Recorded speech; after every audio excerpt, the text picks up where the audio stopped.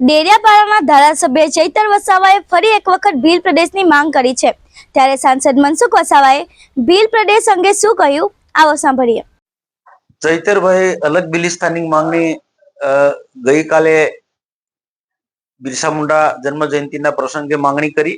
એના પહેલા પણ અગાઉ તેઓ માંગણી કરી ચૂક્યા છે અને સોમજી ડામોર સંસદ સભ્ય દાહોદના જે વર્ષો પહેલા અલગ બિલિસ્તાનની માંગણી એ ચલાવતા હતા। બીજા ટ્રાઇબલ સંગઠનોએ પણ માંગણી કરી છે, પણ ક્યાંય બધા લોકો આમાં સફળ થયા નથી, કારણ કે ટ્રાઇબલ અને અલગ જે રાજ્યની જે વાત છે એ ભૌગોલિક દ્રષ્ટિએ પણ બરોબર નથી।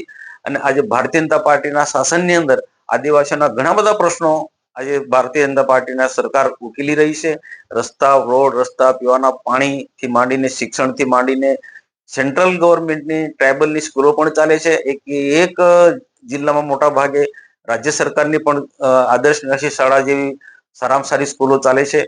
એટલે આદિવાસીઓના જે પણ કોઈ પ્રશ્નો જે છે એ બધા જ પ્રશ્નો રાજ્ય સરકારના ભારત સરકાર ઉકેલી રહી છે। અને કદાચ ચૈતરભાઈ કહે છે એ પ્રકારે ક્યાંક ક્યાંક કેટલાક પ્રશ્નો શિક્ષણને લગતા પ્રશ્નો હશે, આરોગ્યને લગતા પ્રશ્નો હશે, એ આવનારા દિવસોમાં સરકાર ગુજરાતમાં પણ ભાજપની છે અને કેન્દ્રમાં પણ ભાજપની સરકાર છે।